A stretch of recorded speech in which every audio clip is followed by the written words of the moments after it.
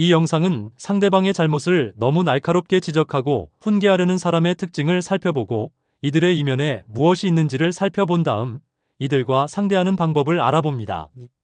보시죠. 청취자 여러분, 안녕하세요. 오늘 저희는 보내주신 칼날 같은 정의감, PDF 이 문서를 좀 보면서요. 세상을 아주 명확한 기준으로 보고 또 불의를 보면 참지 못하는 그런 성향, A 유형에 대해 좀 깊이 파고들어 볼까 합니다. 네. 아마 주변에 이런 분들 꼭 있거나 아니면 어쩌면 듣고 계신 분 스스로에게서도 발견할 수 있는 그런 모습일 텐데요. 그 날카로운 정의감, 또 그 뒤에 숨은 동기, 그리고 관계 어려움까지 한번 같이 들여다보죠. 네. 이 자료에서 A 유형의 핵심 키워드를 딱 꼽자면 정의, 본질 추구, 그리고 회계 요구 이렇게 볼 수 있을 것 같아요. 네. 이분들은 세상을 좀 흑백으로 나누는 경향이 있어요. 그래서 애매한 것보다는 명확한 걸 선호하고 감정적인 위로나 겉으로 보이는 해결보다는 문제의 진짜 원인, 그 본질을 파고들어서 바로 잡으려고 하죠. 아, 본질 추구. 네. 이 본질 추구가 A에게는 절대 타협할 수 없는 가치인데 이게 때로는 다른 사람들한테는 좀 차갑다거나 아니면 좀 강압적이다 이렇게 느껴질 수 있는 포인트가 되는 거죠. 회계라는 단어가 사실 상당히 강하게 들리네요. 그만큼 A한테는 잘못을 진짜 근본적으로 딱 바로잡는 게 중요하다고 이런 뜻이겠지만 듣는 사람 입장에서는 좀 압박감을 느낄 수밖에 없을 것 같은데요. 아, 그렇죠. 자료에서는 왜 A가 이렇게 좀 직설적인 방식을 쓰는 걸까요? 그게 바로 아까 말씀드린 본질 추구 성향 때문이에요. A에게 회계는 그냥 미안해 이게 아니고요. 문제의 핵심을 딱 인정하고 근본적인 태도나 행동의 변화까지 요구하는 상당히 강력한 촉구인 셈이죠. 네. 이게 진짜 해결책이라고 믿기 때문에 좀 직설적으로 표현하는 경향이 있다는 거예요. 자료에 따르면.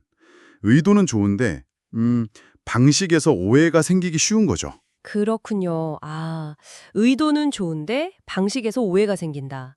딱 그 문서에 나온 B와 C 사례가 바로 떠오르네요. 맞습니다. 그 공동체 문제 얘기할 때 B가 좀 기다려주자 이랬더니 A가 그거 아니라다. 회계가 필요하다. 이렇게 바로 반박하는 그 상황이 있잖아요. 네네, 있었죠. 그리고 또 처음 리더 맡아서 힘들어하는 C한테 책임을 너무 가볍게 보면 안 된다. 회개하라. 이렇게 조언하는 모습도 그렇고요. 아, 자료에서도 분석하기를 두 경우 다 A의 지적이 틀린 말은 아닐 수 있지만 B나 C 입장에서는 이게 비난이나 정죄처럼 들려서 결국 관계가 좀 어려워졌다는 거죠. 네. 그러니까 소위 말하는 정의는 있는데 사랑은 없는 듯한 그런 인상을 줄 수 있다는 거예요. 아, 그 B와 C 사례들 진짜 읽으면서 좀 안타까웠어요. 특히 C 입장에서는 도움은커녕 오히려 상처만 깊게 받았을 것 같거든요. 그렇죠.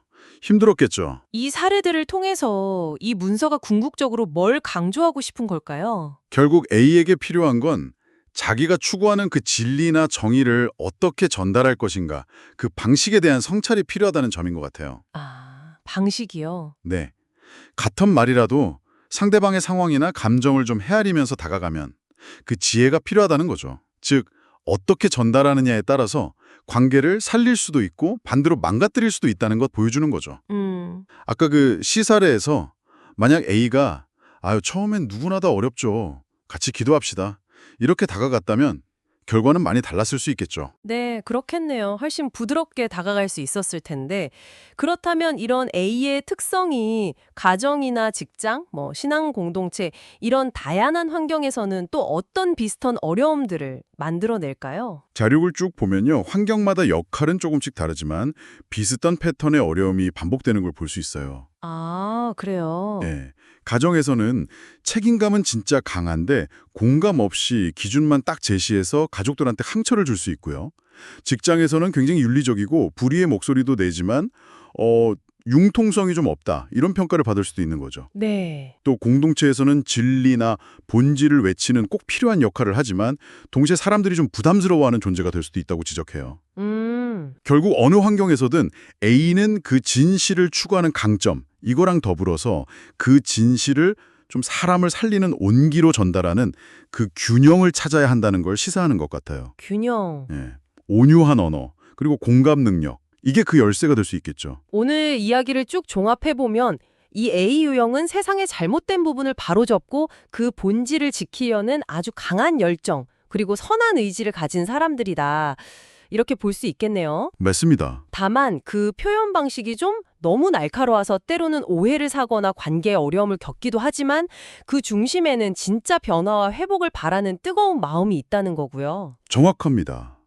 A가 가진 그 예리함, 그 진리의 날을 사람을 좀 이해하고 품어주는 그 사랑의 온기로 잘 감쌀 수만 있다면 이 혼란한 시대에 정말 필요한 리더가 될 수 있을 거예요.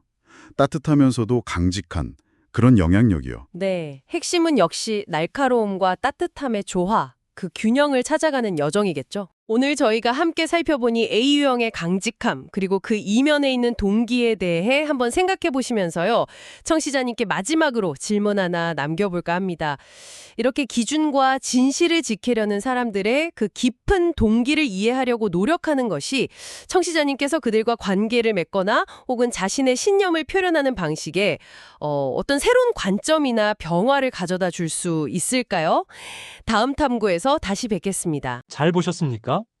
이 영상이 도움이 되셨다면 구독, 좋아요, 알림 설정을 부탁드립니다. 시청해주셔서 감사합니다.